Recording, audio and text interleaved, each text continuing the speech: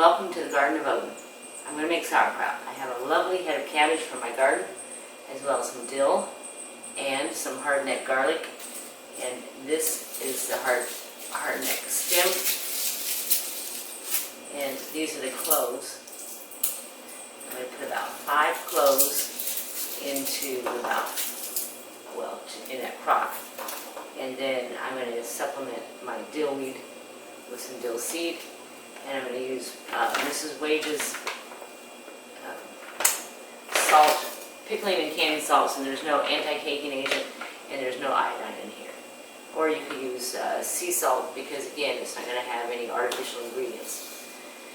But let's weigh this, and that's 2 pounds. So I have some more. I'm going to get up to 5 pounds, and then I'm going to start chopping it up. I'll show you some of that, and mashing it in the bowl with the salt, and then adding my flavorings, and then packing it into the crock. So those will be the steps. You don't need to see them all. Nobody needs to watch someone slicing cabbage on YouTube.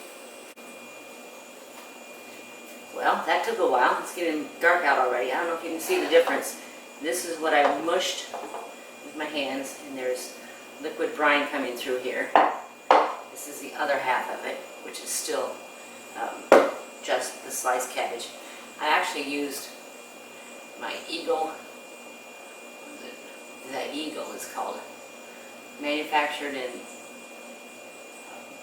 Springfield, Ohio, USA. Clamp it to the countertop, and then put the cabbage there, and a quarter, and you put it there, and it makes a mess, but it's just kind of fun to use. It's like dangerous. But anyway, but there's no point in watching that. So, let me get the crock. I'm going to start to put the cabbage in here. I put an extra teaspoon of dill seed in here besides the fresh dill. And then I crushed up some of the garlic into here. And then I have more garlic and fresh dill to put into this second half.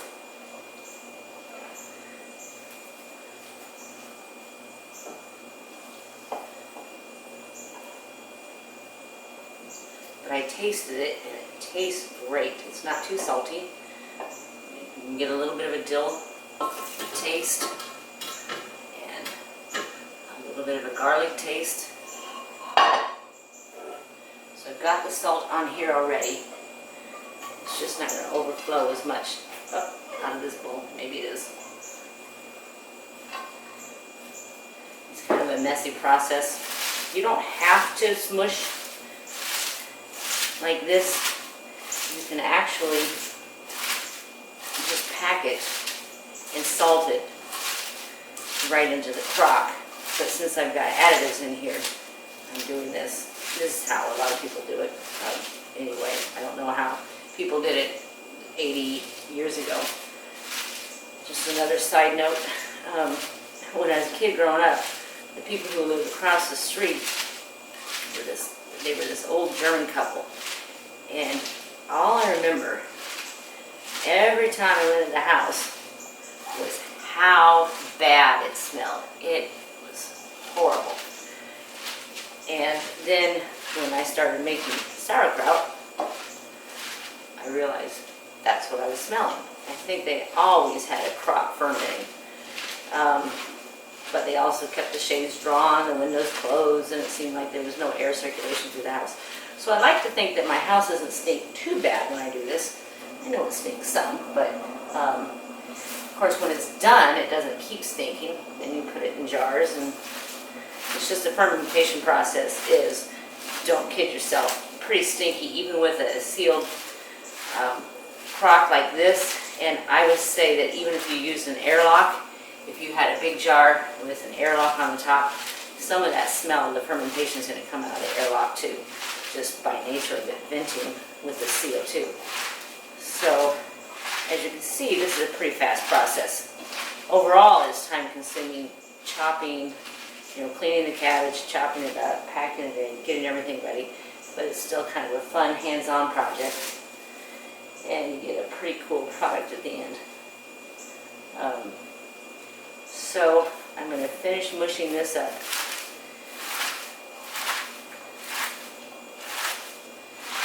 Add in my garlic and my dill. And I don't need to add any, I'm not going to add any more dill seed. I've got enough in there already, I think. I'm not trying to make it super dill, just to give it a little more complexity than the plain sauerkraut flavor.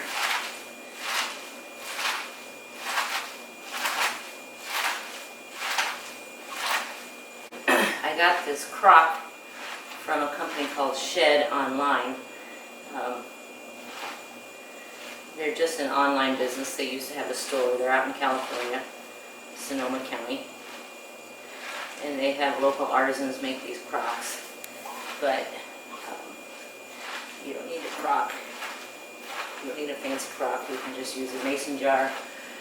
Or you can use an old crock. Actually, I had one 2-gallon crock that I found in an old bottle dump. But I use it for my utensils. So now when you talk about sterilizing and cleaning your vessel, since I got that out of the dirt, basically, even though it's been washed and it's been in the house here for some time now, I would still probably maybe use iodine in it, maybe just several fills of boiling water, maybe star sand or some type of industrial sanitizer we use in home brewing, or maybe put it in the oven. I wouldn't want it to crack though. Maybe put it in the oven, almost like dry heat autoclave it for an hour or something. But anyway, so that was part of my concern too. Besides the fact that I had utensils, I thought, I'm sure there are probably spores like Clostridia and whatnot in there. I know this is supposed to be acidic enough, but anyway, just a thought, just an aside. As you can see, this is going pretty quickly. I'm almost done. I'll pick up in a bit and show you the packed crock with the water in the rim.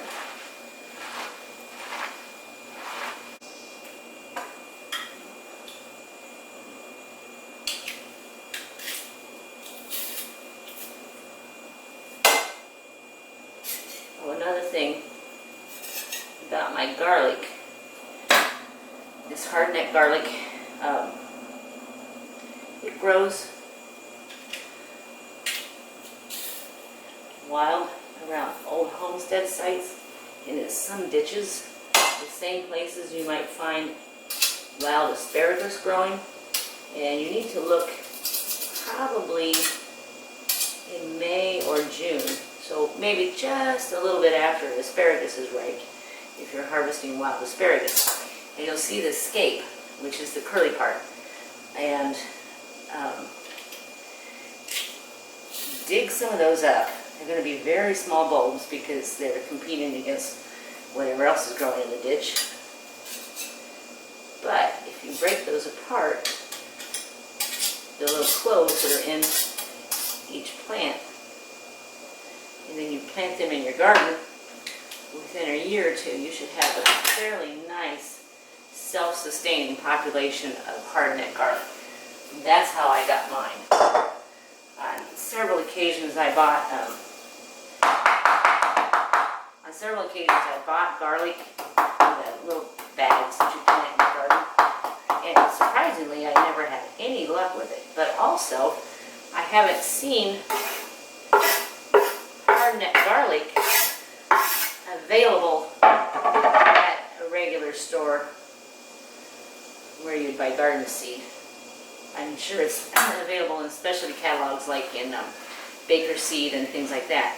But the other cool thing about the hardneck garlic is that it's kind of an heirloom variety. If you found it growing in a ditch at an old homestead site, you know it's survived there for decades. So that adds another layer of kind of interest and sustainability to the gardening that some of us like, the type of gardening that some of us like to do. So anyway,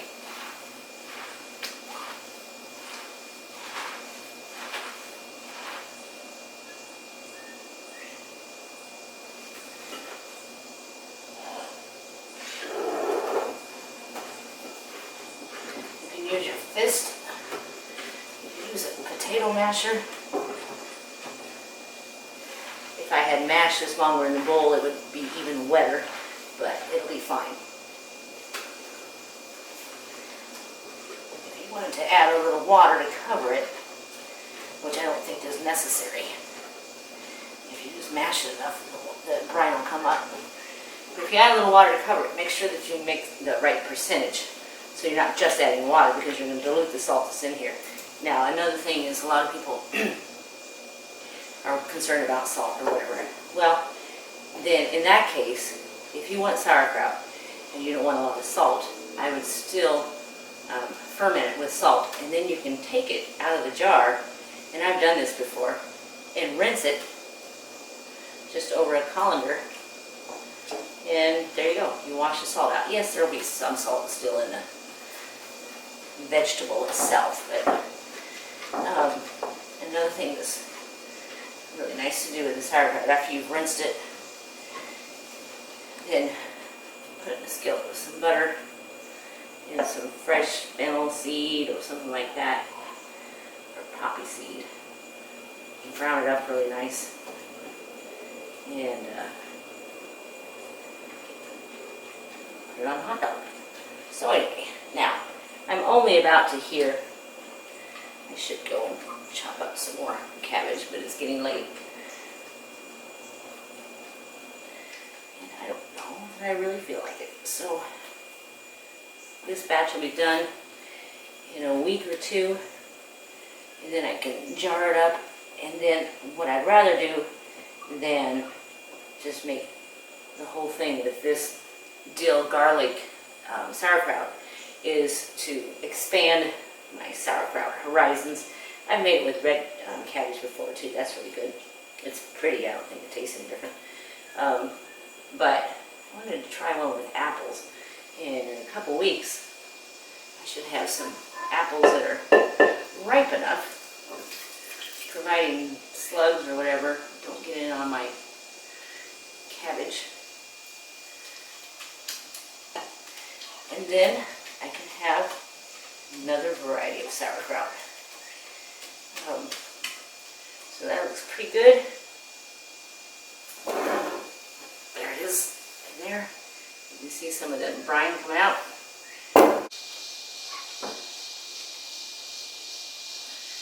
Well, that's beautiful.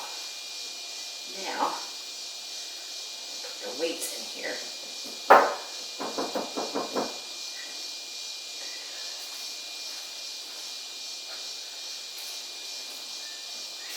Now, the last thing that I fermented in here last winter, I made what's called mushroom ketchup, and I used wild hen of the woods mushrooms and salt. And believe it or not, despite scrubbing this several times, you can still smell mushroom in there. So this is the first batch of sauerkraut I've fermented since then. So hopefully it won't be like mushroom dill garlic sauerkraut. But anyway, the mushroom ketchup is awesome. I think there's a recipe online on Hunt, Fish, Gather, Cook. I think this was called Hunt, Fish, Gather, Cook. Or Angler, Gardener. I don't know, put those terms in if you want to search that. Or just mushroom ketchup. And I think that Le Parfait, they have an English site, and they have a lot of great recipes, including for sauerkraut, in fact. But I think they also have a mushroom ketchup recipe. So,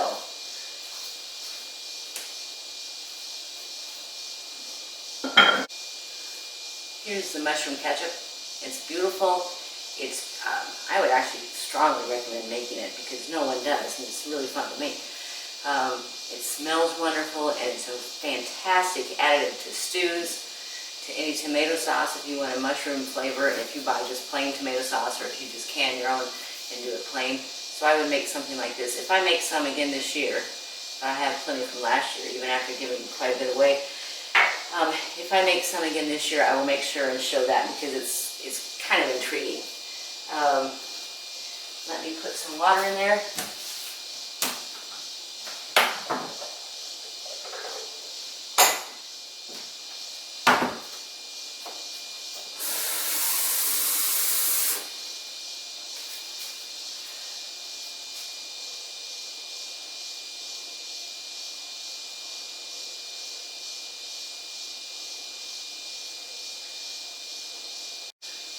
there with the water in the rim, I've just created an airlock, and there are 2 little divots or notches under the lid on the rim.